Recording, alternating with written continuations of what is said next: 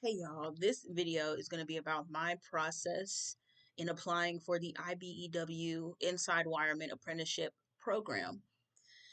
Spoiler, I got in, but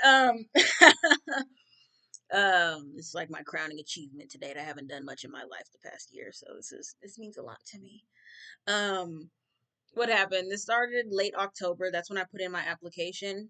Your local will tell you what you need, which I'm pretty sure it's the same everywhere, but they'll tell you what you need and they'll tell you how to get it. The thing where I feel like some people may have a hiccup is the official transcript. It needs to be sent from the not registry, registrar, I don't know. The department in the school district that handles records. It needs to be sent from them directly to the local.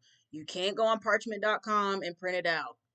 Don't even waste your money on it. Official means it has to be sent from the people to the local. You shouldn't have seen it at any point because then they consider it unofficial, which it's all the same thing, but I get it. I get it. And this is for the application process if you're doing it in person. They have an online option now, but they got through with that once I was already in the process. Well, they put that out there once I was already in the process, so I don't really know how it works. Pretty sure you can go online and find information.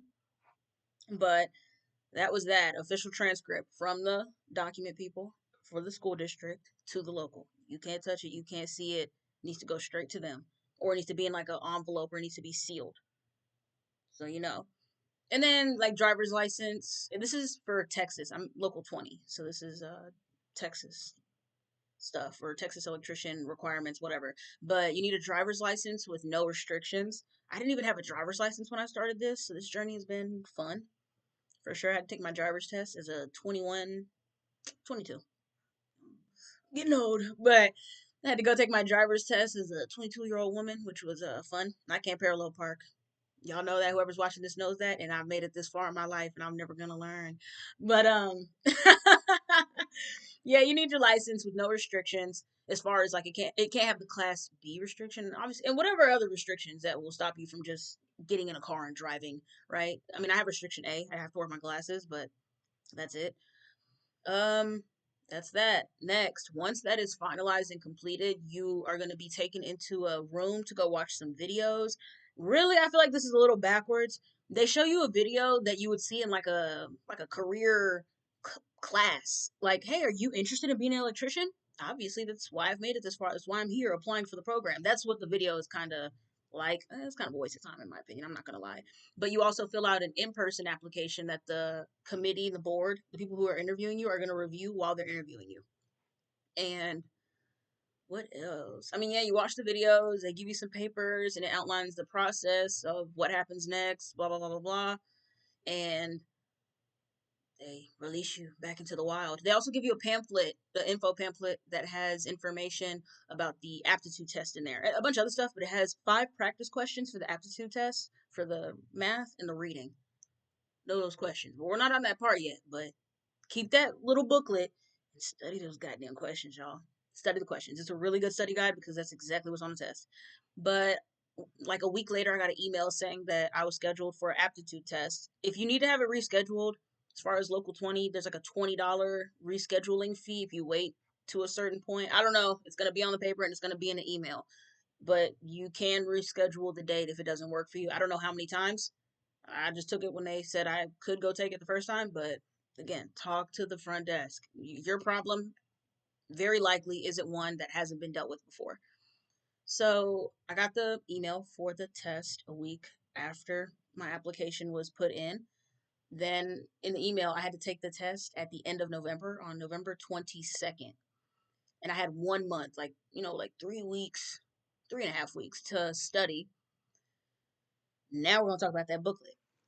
Those five practice questions are exactly what was on the test. This is local 20, and it's just the math and reading. I know some locals they have like mechanic. I don't know what it's called, but there are questions about like, hey, well this gear and this gear, which one's gonna turn faster? Da da da da. That wasn't on mine. It's the math is algebra 1 and 2. I'm just gonna say algebraic reasoning because I feel like that more so encompasses what it is, which I'm pretty sure is algebra 1 and 2. But algebraic reasoning is what you need to study and what you need to know. You need to know functions, equations, factoring, polynomials. You need to know all that, which I don't know. That's probably, in terms of everything that was on the test, factoring was those are the gimmies. Those are the easy ones, like quick, get it done, know how to like look at it and break it down, and then know how to look at something and put it together to get the answer. Those are the ones where you could really like save a bunch of time. You only get, I think, 40 something minutes. Time is another huge factor because there are some questions you don't have all day. You don't have all day. Keep it pushing, keep it moving. Put an answer on something. I'll tell you that right now. Even if you don't, you got 2 minutes on the clock and 10 questions left, A, B, C, it doesn't matter. Put an answer down. You got a 25% chance of getting it right. Yes. But yeah, a lot of algebraic reasoning. Number patterns, you have to know how to do those. What else? Know how to add and subtract. You're gonna look stuff up. You're gonna see a lot where people are saying know how to add and subtract decimals and fractions. I saw that and I was assuming that the test would just give me decimals and fractions to add, subtract, multiply, and divide. No, you just need to know that for when you have to solve an equation. And I didn't really have to do anything with decimals really, but when you solve equations and they have fractions in there, you got to, add, subtract, multiply, and divide those, but you don't really have to know it to, it's not that easy is what I'm telling you. It's not that easy. But what else is on there? The practice questions are on there. That's all I'm gonna say about that. As far as resources, you know how you learn. Don't go online. I mean, you're gonna see. I'm telling you, Reddit has every single question that you probably have already thought about and will think about in the future. You're gonna see people ask, "Oh, well, I have to take my test in 2 hours. Y'all think I'm gonna get it? I haven't studied math since like the 12th grade, and I graduated 12 years ago." Don't be that guy. Don't be that person. Just study, study, study. And if you feel like you need more time, push it back and reschedule. Don't psych yourself out. You're only gonna know so much by a certain point, but don't wait to the last minute to study. Especially if you did those practice questions in that booklet and you got stuck on something, don't wait till the last minute to study. Study immediately. So Khan Academy, you can use that. You can go to a library. They have math tutors at a lot of libraries. Go to the library. Go to the library. I mean, you can go online and do a bunch of practice quizzes and tests, but honestly, nothing I did compared to the actual test. The best thing I had were the 5 questions in that booklet. Everything else was way easier than what the test actually was. So yeah, however you learn, you can get a math workbook like from a used bookstore, or I mean that you can go online and just copy questions down and work it out. But know how you learn and keep practicing. Just keep practicing. You're not gonna get good at it overnight. So just dedicate 30 minutes, an hour a day to studying something new, a new topic, a new whatever, refreshing, whatever. As far as the reading, I have no tips and pointers with that. I never struggled with reading comprehension. It's kind of just like the type, I mean, if you need to know, but the type of reading comprehension questions are like, hey, on line 7, they say this. Which one of these is in agreement with that? Or in this passage, these comments were here. Which one of these comments agrees with this statement? Or where would this statement not fit in the passage? It's not like a writing, so you don't have to edit it. But as far as interpreting what you read and seeing if you understand it, like where, hey, if we give you this, can you tell us if this applies to what you just read? Stuff like that. I don't really know how you can study for that other than, I mean, read and then write.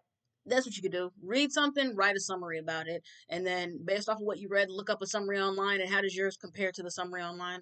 I guess that's something you can do. And just maybe read more. I don't know. I really don't know. But workbooks exist and you can go find one, get one, read it, learn it, live it, love it. So yeah, take the test. Again, time is a huge factor. Don't spend too much time thinking over it. You either know it or you don't. By the time you're taking the test, you either know it or you don't. Just go through the test, answer what you know, answer what you know. If you feel like you're spending more than like a minute on a question, go to the next one, go to the next one, go to the next one. Granted, I did that and realized that at least 20 something questions I didn't just know off the top of my head. So, I mean, I had to go back and go back in, go back in, go back in. And like, I ain't gonna lie, I guess. I mean, yeah. Ain't a secret. I had to guess on those graph questions for sure. I did not have the time, and I wasn't gonna leave it blank and kind of forfeit a free right answer. So yeah, put something down for everything. If you realize you got like 5 minutes left and you're not gonna get through every single question that you haven't answered, yes, yes, yes. Put something down. Don't leave it blank. Wrong is wrong. It can't be more wrong because you got the wrong answer on a question that you didn't really have time to go over. So just put something down. That was that. There's a time limit. Know about the time. This is me talking off the top of my head. I don't feel like editing. That's not my forte. What else? I got my results like the next business day. Yeah, like within the next week, I got the results, and it gave me an interview date for the 30th. I got it in December, so yeah, I got an interview date for the 30th, and so I had a month to prepare for the interview. Which I'm not bad at interviews, and if you're an anxious person or a person that just tends to overthink, they're gonna ask you questions. Know how to answer the questions. Know how to present yourself professionally. That's all you can do. I feel like a lot of what you might see is you like look up questions, or if you're looking up a bunch of questions, you're overthinking it. It is what it is, and it's not what it's not. The interview is just that. They're going to ask you questions, have an answer for them. They tell you how they want you to answer the questions before you get in the interview, and you can also see it online. The format they want is the situation, what you did, what was the outcome. That's what they want. That's the format they want for you to answer the questions in. And then also, we're just going to skip ahead to December 30th. When I went in to take the interview, after I signed in, they gave me a pamphlet and a piece of paper that told me that exact same thing of how they want you to answer the questions. So don't overthink it. And I'm telling y'all that, but like, I got testing anxiety. I got performance anxiety. Like, stomach will just get to making noises. Heart will get to beating fast. But I keep a calm face. But internally, I'm like freaking out. I'm freaking out. But yeah. So skip forward to the interview day. I wore a sweater, a black long sleeve, like crew neck. I don't know, the neck of the shirt was all the way up here. I didn't show any skin. Obviously, I could have my arms out. It wasn't that cold, but I just, if you're a woman watching this, you know how it is. Things are just a little bit different. Look up business casual and wear something like that, or just say fuck it and wear whatever you want to wear. I ain't gonna lie, because I was there and there was a guy with jeans, boots, collared shirt, and then sunglasses on the back of his head. Hey, you feel comfortable wearing that? And I'm pretty sure I'll probably see you on the other side of this. So, man, fuck it, wear what you want. Business casual. Don't go in there wearing a damn suit. It's not that deep. It's not that serious. You can if you want to, but it's not that deep and it's not that serious. A button up, some slacks, and some dress shoes is just fine.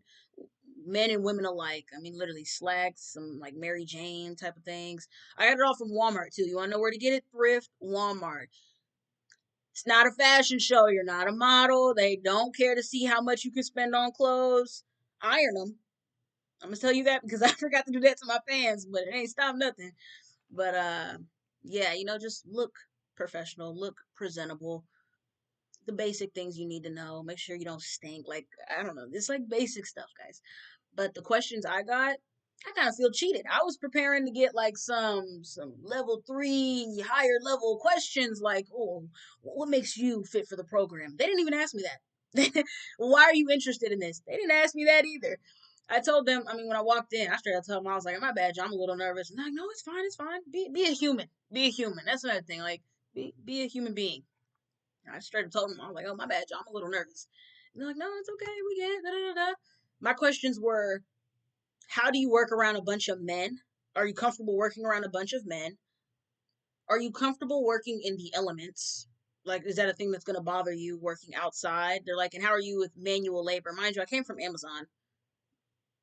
I mean, and while some of it is simple, easy, there are days where you're breaking your back, picking up totes full of a random amount of things that could weigh a random amount. But, like, I mean, and even that, I don't know. I feel like my questions were kind of dumb. I didn't get any, like, tell me about a time questions. I really got, like, questions that I already asked myself when I began pursuing this venture. It's like, yeah, I figured construction work was going to be done outside in the elements around a bunch of men. Like, these are, I mean, I can't even say these are things I really thought about. These are just, like, kind of like givens. I don't know.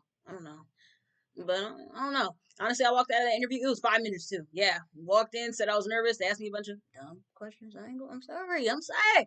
I hate to say it. I mean, ask me something. Ask me something. I mean, they did ask me like, what do my days look like? Like, oh, what are you doing today? I told them I just work and go home. Yeah, that was it. I mean, I can tell you, oh, I do hair.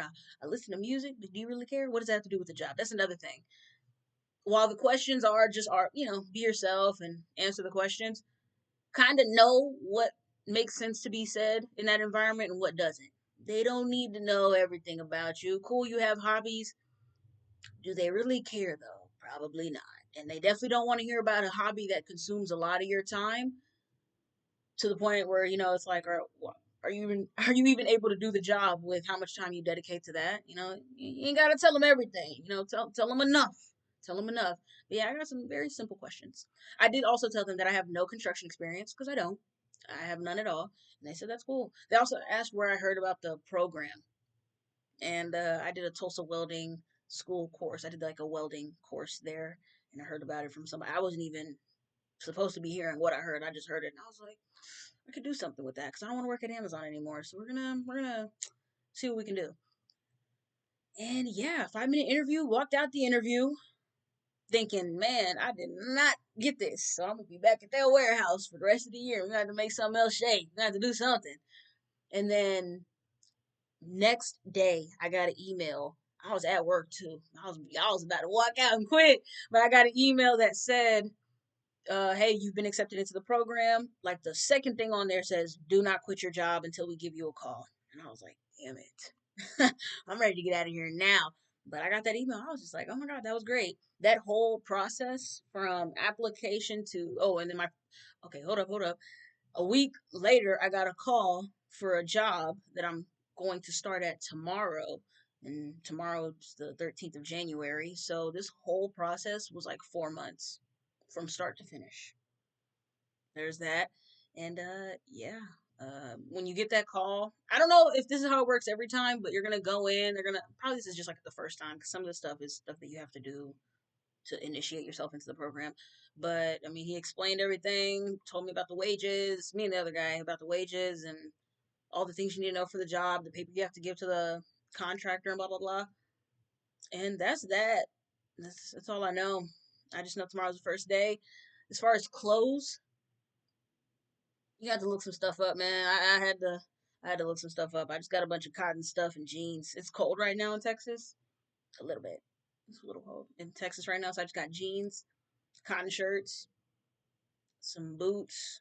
I ain't gonna lie, I got some Sketcher boots, and I don't mind it because everything I looked up, all the brands that they're recommended, I'm like, I don't got that on me right now. I can't pay for that. That's another thing. If you make it as far as you complete the interview process and you get accepted, and you are starting from scratch, and you have no construction, anything like no clothes, no anything, go ahead and account for having to maybe set aside, I'd say, like, to be safe. I'm in Texas and it's 2025. Shit's expensive right now. I'd say 200. I'd say 200, but I say 200 and the boots I got were 97 bucks. And that's cheap. That's like really cheap for a pair of boots. Walmart has stuff, but because you're going to be on your feet, you're going to be moving around, you don't want to cheap out too long on clothes and shoes because well, I don't know, maybe clothes, but shoes definitely not. And I'd say pants are kind of second to shoes because I got to move my legs and stuff. So I got some meat on my legs, so it's not gonna be like I can't just wear anything, right? Right. So I'd say set aside like $200 to just like get you some gear and tools, and that's okay. Maybe more than 200 because you got to get tools too. They tell you what you need.